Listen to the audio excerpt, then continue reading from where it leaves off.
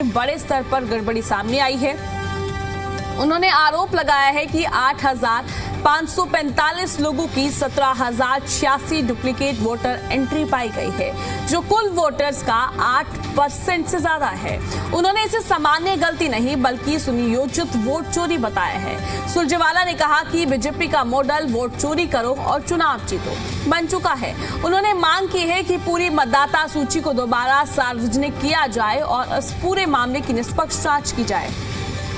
साथ ही दोषी अधिकारियों और कर्मचारियों को जांच के दायरे में लाने और जिन उम्मीदवारों को फायदा पहुंचाने की कोशिश हुई है और उनके खिलाफ एफआईआर दर्ज करने की मांग की गई है। वहीं हरियाणा कांग्रेस अध्यक्ष राव नरेंद्र सिंह ने भी कहा कि वोटर लिस्ट में फर्जीवाड़ा करने वालों पर सख्त कार्रवाई होनी चाहिए। उन्होंने दावा किया है कि इस मुद्दे की शिकायत चुनाव आयोग को भी दी गई है और वहीं सुरजेवाला ने कहा कि सभी सबूत चुनाव आयोग को सौंप दिए गए हैं और अगर कार्रवाई नहीं हुई तो लोकतंत्र पर सवाल खड़े होंगे।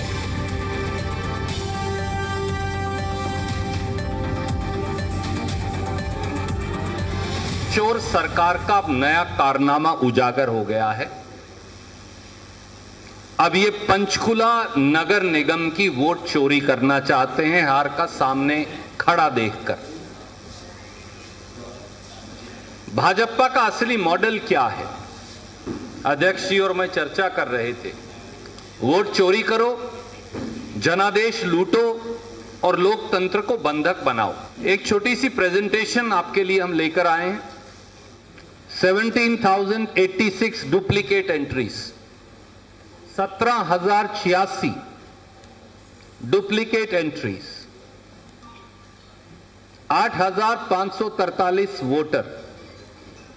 4 दिन बचे, एक वोट भी डलने से पहले ही बीजेपी ने 17,086 डुप्लीकेट एंट्रीज यहां की हैं। Next please. 4 days left to clean a roll that is already rotten। 17,086 duplicate voter entries हैं 8,543 लोगों की। And this is across all 20 wards of Panchkula. ये पंचकुला के 20 के 20 वार्ड्स में है। कुल वोटर हैं 2,08,000, यानी 8% से अधिक हम आइडेंटिफाई कर पाए हैं और हजारों और भी होंगे। किस तरह भारतीय जनता पार्टी जीत का तंत्र तैयार करती है। जैसे दिल्ली में हमारे जननेता आदरणीय राहुल गांधी जी ने स्पष्ट रूप से मीडिया के सामने खोल करके दिखाया था किस तरह कर्नाटक में या देश के अन्य हिस्सों में वोट चोरी की गई, हरियाणा में वोट चोरी की गई, कि जो अब नगर निगम के चुनाव जो चल रहे हैं पंचकुला, अंबाला, सोनीपत और धारूहेड़ा, रेवाड़ी नगर पालिका परिषद के, कि इसमें जानबूझ करके मिली भगत करके सरकार को फ़ायदा पहुंचाने के पर्पस से ऐसा सरकार ने करवाया है। ये केवल एक 8,543 वोटर्स की बात नहीं है जिसकी एंट्री 17,086 है। और भी बहुत इसमें गौर करेंगे तो इसमें हजारों और भी पाई जाएंगी और दूसरी जगह भी है। स्टेट इलेक्शन कमिश्नर महोदय से, रिटर्निंग अफसर से ये देकर के आए हैं, आपको मेमोरेंडम देकर के आए हैं कि इसकी निष्पक्ष जांच होनी चाहिए, दोषियों के खिलाफ सख्त कार्रवाई होनी चाहिए। फिलहाल इस खबर पर ज्यादा जानकारी के लिए जी मीडिया संवाददाता विजय राणा हमारे साथ जुड़ गए हैं। विजय, देखिए जिस तरीके से अब वोट चोरी के आरोप लगाए जा रहे हैं और फर्जीवाड़े के आरोप कांग्रेस पार्टी की तरफ से लगाए जा रहे हैं, फिलहाल इसको लेकर क्या जानकारी है, क्या अपडेट? जी विजय।